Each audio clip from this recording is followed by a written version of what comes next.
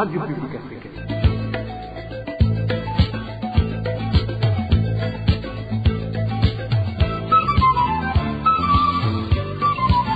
Radio Publique Africaine.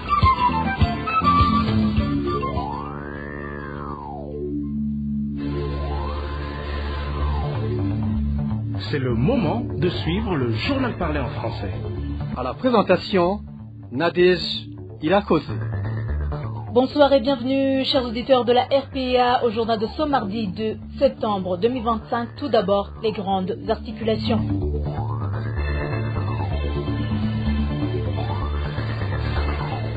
La recrudescence des violations des droits humains au Burundi préoccupe les experts de l'ONU. La situation est empirée par le refus du gouvernement burundais de collaborer avec le rapporteur spécial sur la situation des droits humains.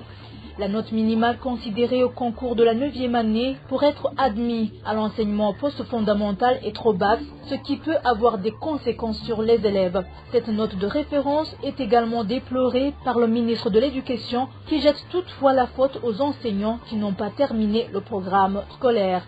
Nous vous parlerons aussi de l'augmentation des cas de vol dans les ménages et du bétail signalés en commune Ngaru, province de Gitega. Les habitants demandent que la sécurité soit renforcée. Voilà pour le menu, les détails c'est dans ce journal.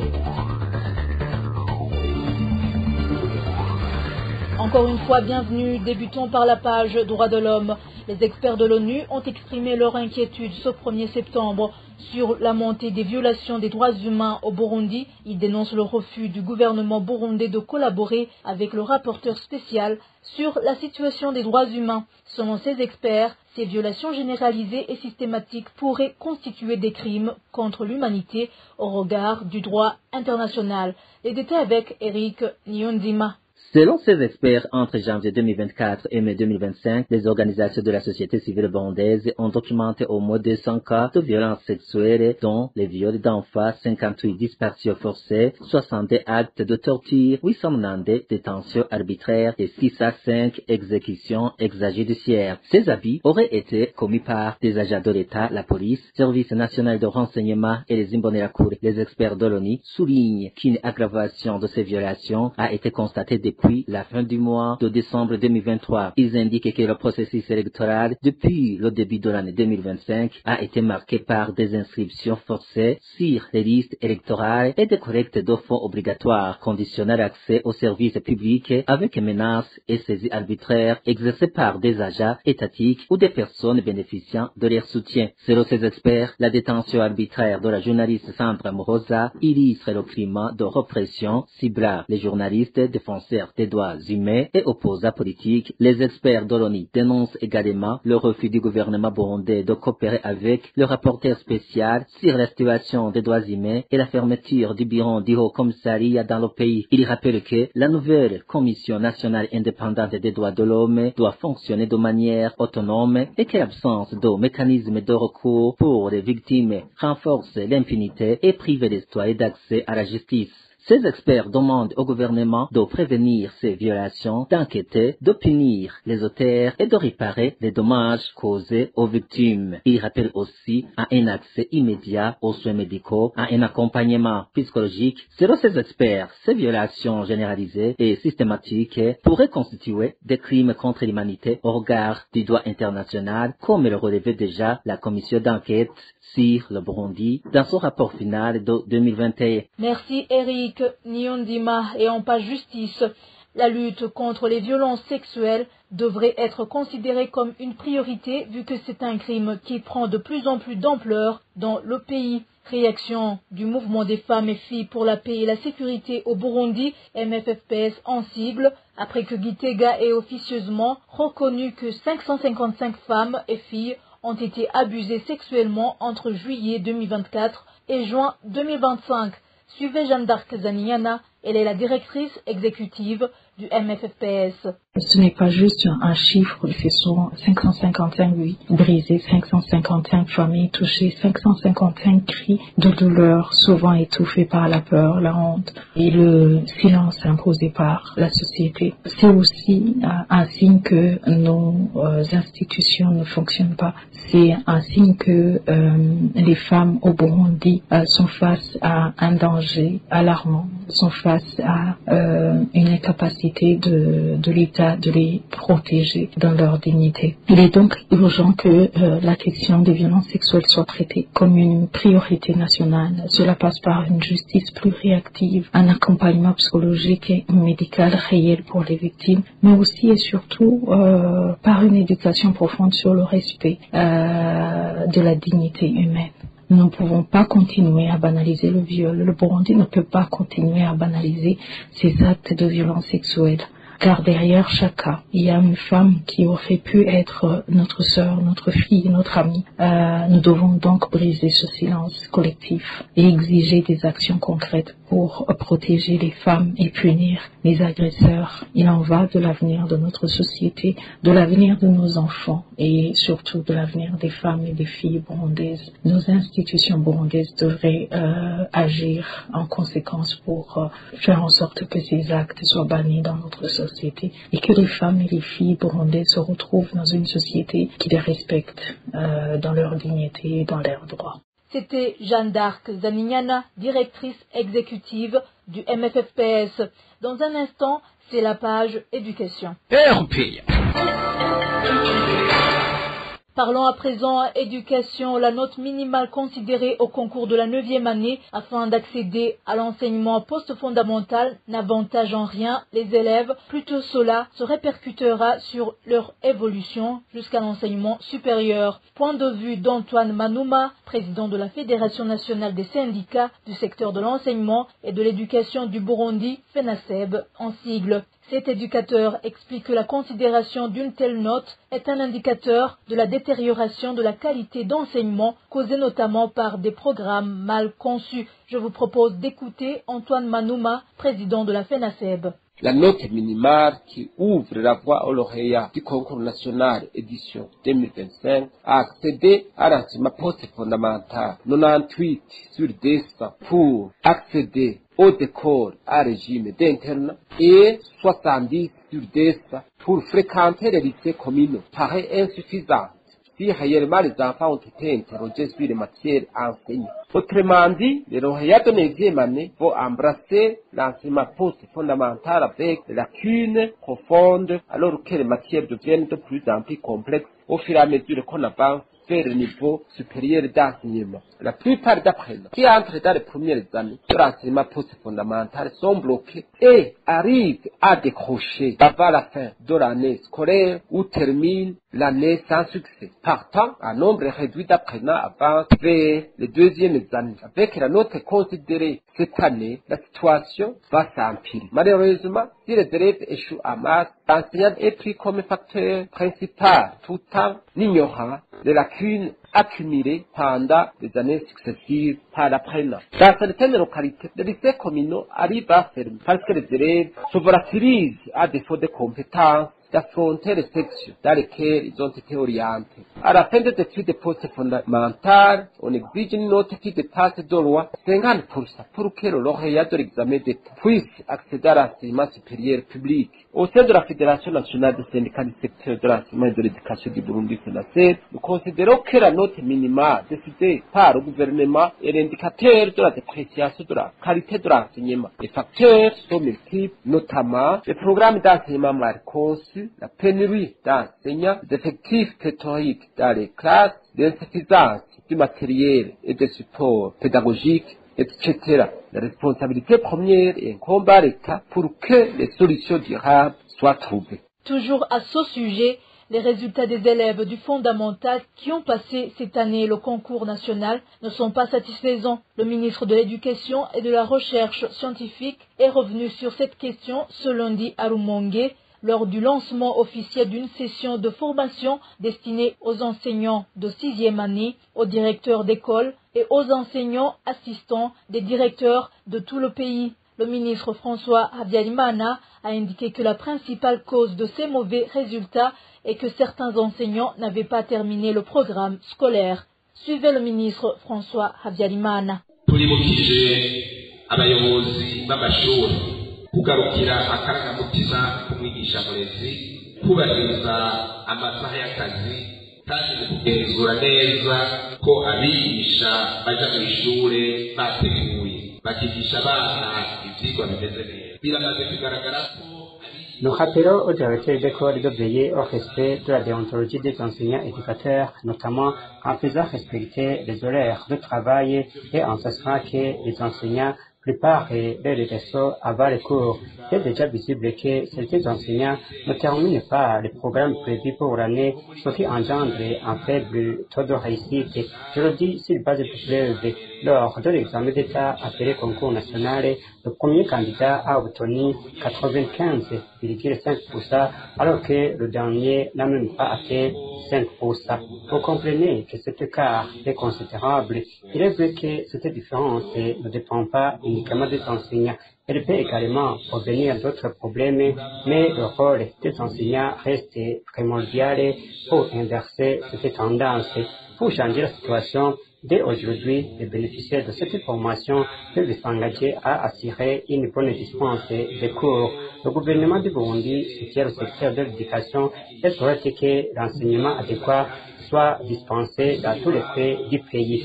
C'est dans cette optique qu'une étude a été réalisée depuis le début des innovations dans les écoles en 2013. Nous avons constaté que le secteur de l'éducation doit être réaménagé dans différents domaines, que ce soit pendant les heures de cours, dans les matières enseignées, dans la méthodologie pédagogique ainsi que dans les méthodes de révision pour les élèves. Tout cela a fait que l'éducation soit de qualité dans notre pays.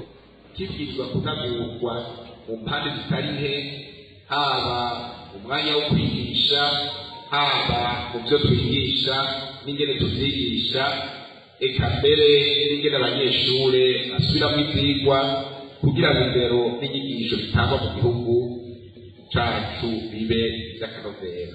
Au total, 6000 enseignants et 2458 directeurs bénéficieront de cette formation avant le début de l'année scolaire 2025-2026.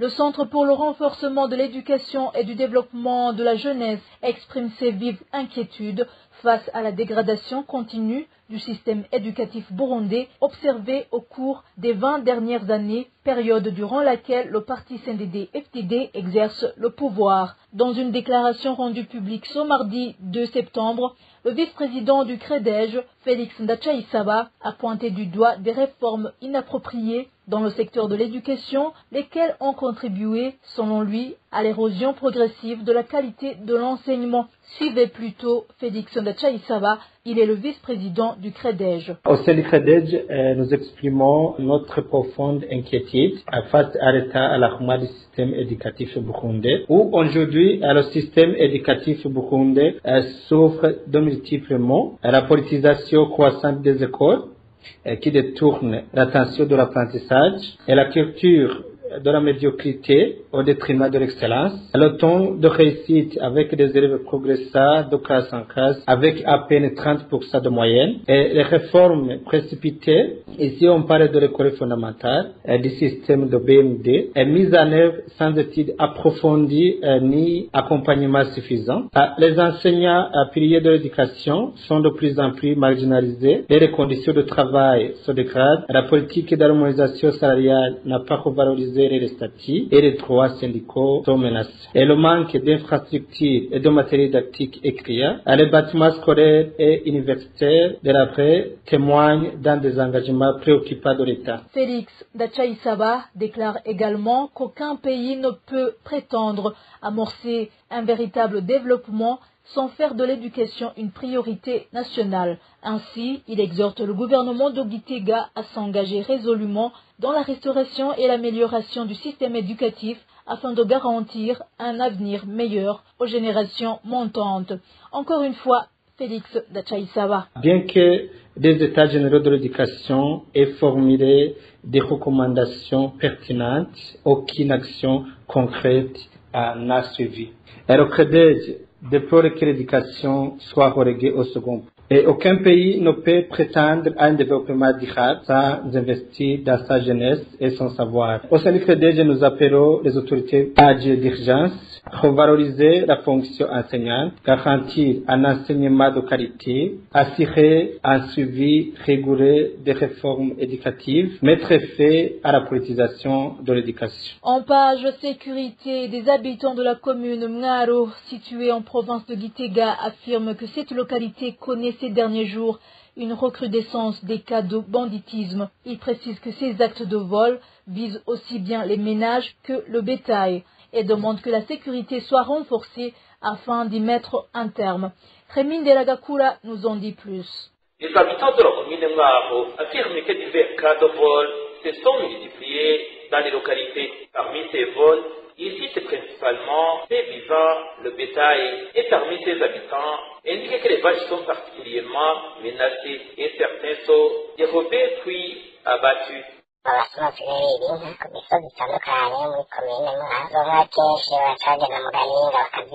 Ces voleurs ont déjà volé dans différentes localités de la commune de Mwaro. Il y a environ 2 semaines, une vache a été volée sur la commune de Ngara au niveau de la sous-commune de Ruyenzi. Les habitants ont ensuite retrouvé la tête de l'animal ainsi que sa peau abandonnée près de la rivière Kayokwe. Un cas similaire avait été signalé un peu avant. Franchement, c'est une situation préoccupante.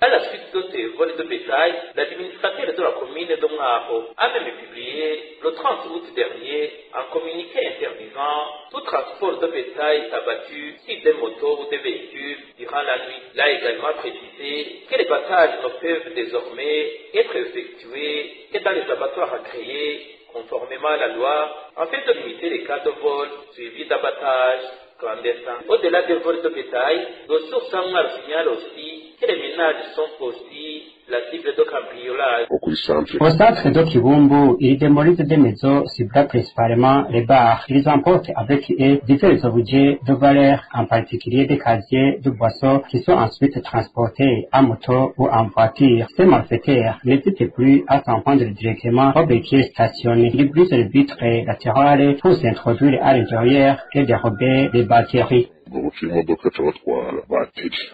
Les habitants demandent aux autorités administratives et sécuritaires de renforcer la protection dans leurs communes, notamment en installant des postes de police et des barrières sur certaines routes, afin de décourager les voleurs. La rédaction de la RPA n'a pas encore pu joindre par téléphone Calixte Bigorukundo, administrateur de la commune de Mngaro, pour recueillir sa réaction aux sollicitations exprimées par la population. Merci Rémi Ndelagakura. Page économie pour terminer. Ce mardi, l'Office burundais des recettes a animé une conférence de presse pour donner des explications sur les questions des commerçants en rapport avec l'utilisation d'une machine facilitant la traçabilité sur les taxes. En ce moment où les commerçants sont de plus en plus réticents, Ferdinand Nitunga, commissaire des taxes internes et recettes non fiscales ad intérim, tranquillise ses commerçants en leur montrant les avantages de cette machine. Cette machine permet aux contribuables de bien gérer les affaires, c'est-à-dire cette machine donne un message, par exemple, lorsque dans le stock, il y a un article qui a à s'écouler. Avant cette machine, un contribuable pouvait constater que son article ne se trouve plus dans le stock lorsqu'un client est dévalué. Mais actuellement, la machine s'avertit. Ça aide aussi à réduire les contentieux entre l'administration fiscale et le contribuable, parce que lorsqu'un contribuable émet une facture, c'est exactement lui qui l'émet et pas un autre. Avant cette machine, il y avait des contribuables qui émettaient des factures au nom des autres, et ça causait des contentieux. Et actuellement, ce contentieux ne se produira plus parce que celui qui émet la facture est bien enregistré sur sa machine.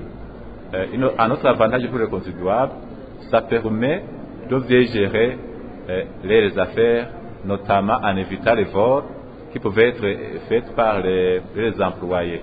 Pour le moment, le BR organise dans tout le pays une formation dédiée aux commerçants qui utilisent plus de 25 millions de francs burundais par an pour qu'ils aient des connaissances sur l'utilisation de cette machine. Après cette formation, des sanctions seront infligées aux commerçants qui ne vont pas l'utiliser. Si un commerçant ne donne pas une facture de 100 000 par exemple, la sanction sera de 100 000 francs et 20% pour le client qui n'aura pas réclamé la facture. Et voilà, c'est ici que prend fin le journal du 2 septembre 2025. Merci de nous avoir suivis. Merci à tous mes collègues. Excellente soirée à tous.